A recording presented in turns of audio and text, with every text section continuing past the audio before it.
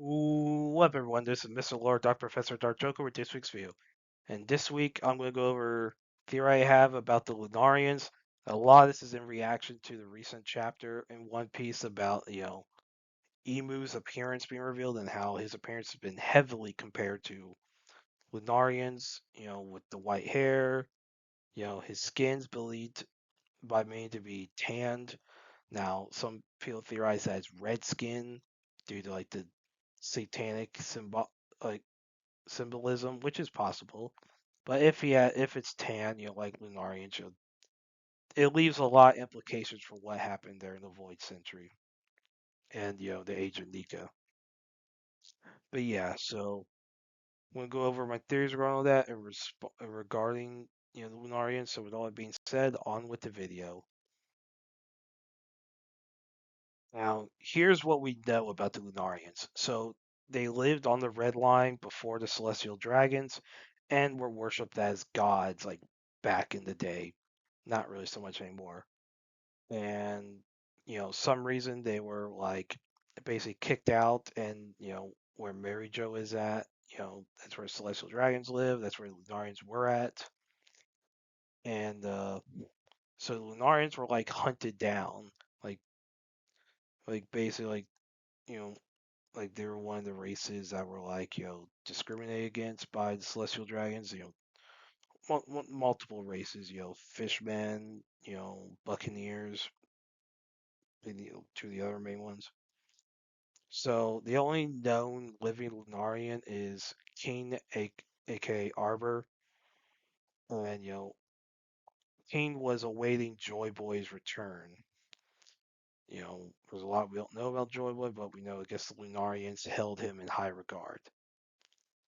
And King's DNA was used to make the Seraphims by Vegapunk,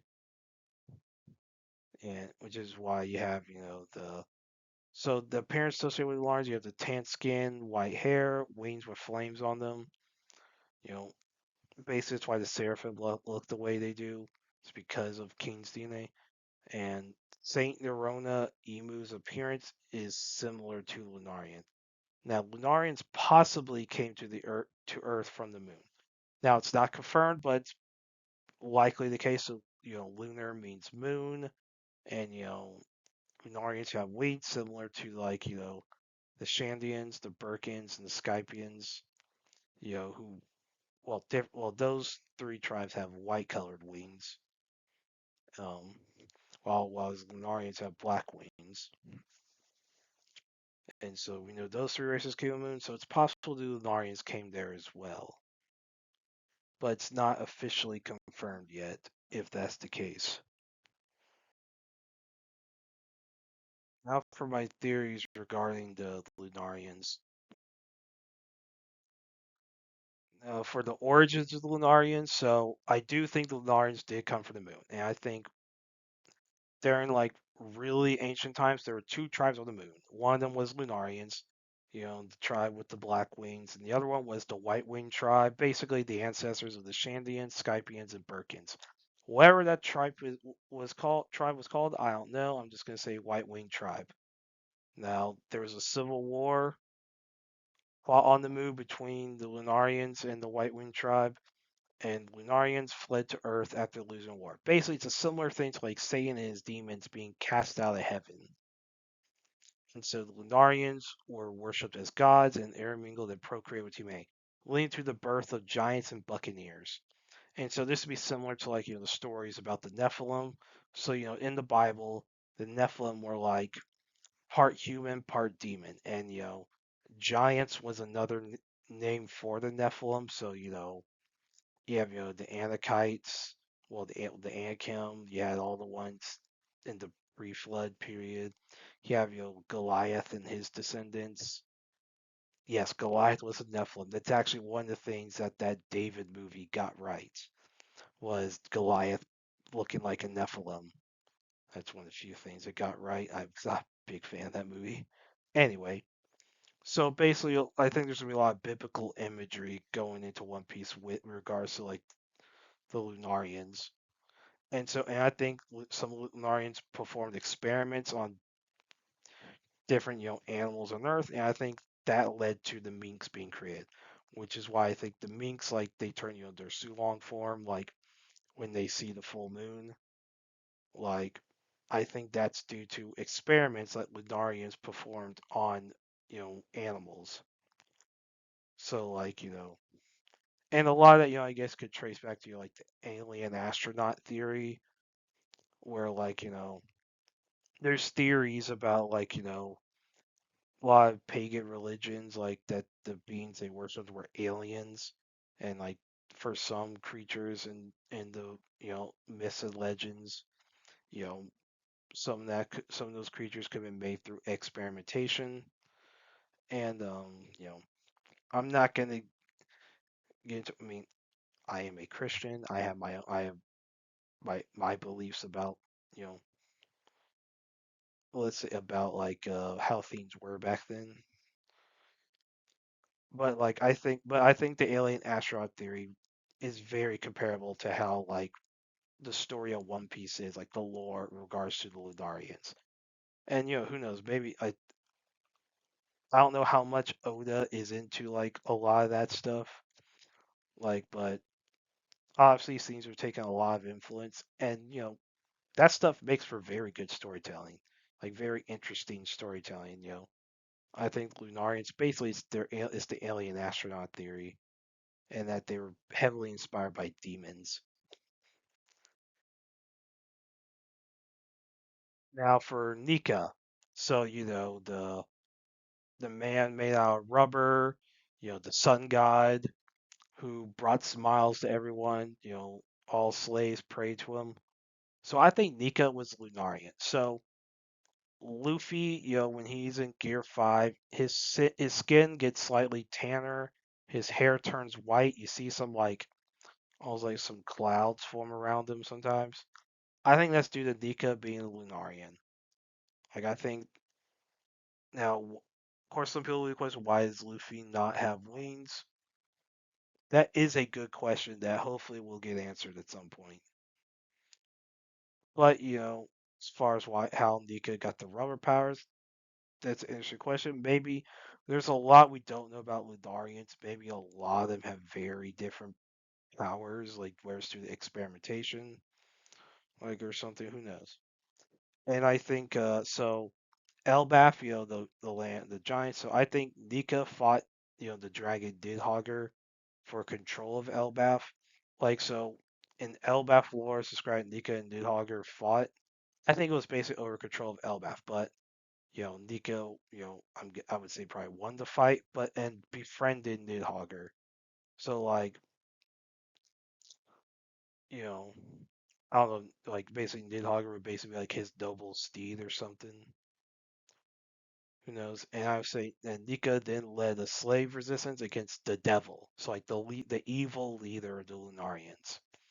And so you had giants and Lunarians each choosing a side, like, and that led to civil wars within those two races.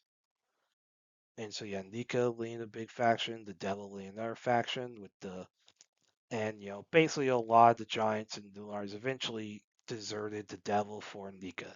I guess if you want a comparison, similar to what happened with Madara, Uchiha and Naruto, where like basically all the Uchiha abandoned Madara in order to side with the Hashirama, Senju.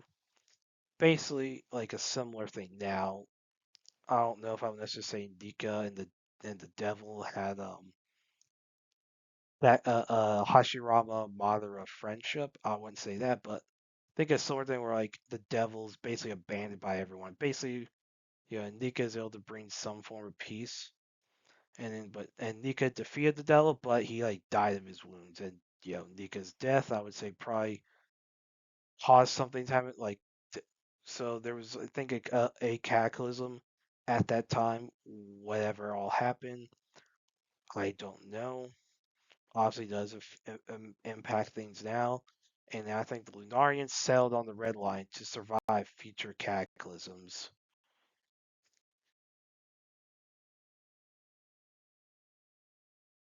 For how the Lunarians were involved in the Void Century, so I think the Ancient Kingdom, which I think is called Romance Dawn, I mentioned that in another video.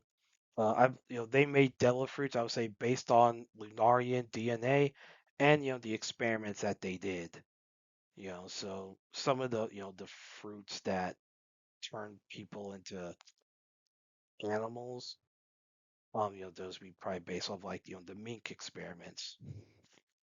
And now devil fruits, I think some of them could be called known as god fruits because Lunarians were worshipped as gods, so they probably could call them god fruits. Especially with the Luffy's fruit, the human fruit, Nika being based off a god, like the sun god. And I would say due to like how the fruits were made. So the DNA sources, like if actually Lunarian DNA was used to make those devil fruits, the will of the DNA sources, like so Nika's will, the devil's will, whoever else, their wills would be passed down through the devil fruit, and then the wills of each devil fruit user would be passed down.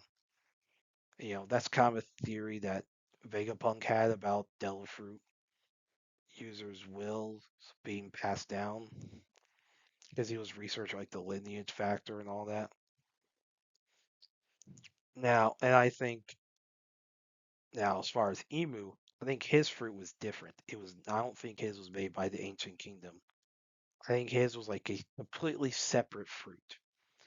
And a human royal named the Rona Emu had a fruit made based on the devil's DNA. Now, why I'm calling him the devil's because I don't know if they'll call him Satan, Beelzebub, whatever other name you could think, Akuma, whatever name you could think of. That will probably be explained once they get to the Void Century flashback, probably. Like so, but I think Emu, in order to fight Joy Boy in the Ancient Kingdom, had a fruit made based off the devil's DNA called, well, the Devil Fruit. Now, the devil's will and memories ended up mixing with Emu's own memories and will, which how that ties into you know the reasons why Emu may not be able to leave the castle for a long time, like leave Mary Jo for a long time. Like who knows? That could be a whole different thing. Now I think during the whole war, now Lunarian. Now by this time the voice center starts. The White Winged tribes had arrived on Earth. So I believe it was like by 1100 years before the main One Piece series, the White Winged tribes had all arrived on Earth. They have left the moon. So before the voice, so I think at least during the course of the voice, I think Joy Boy made peace between the Lunarians and the White Winged tribes. Now, and I think the Lunarians were driven away from the Red Line by celestial dragons and were hunted on Emu's orders. Now, due to that, I think that's due to the devil basically wanting to seek revenge on the Lunarians for choosing Vika over him.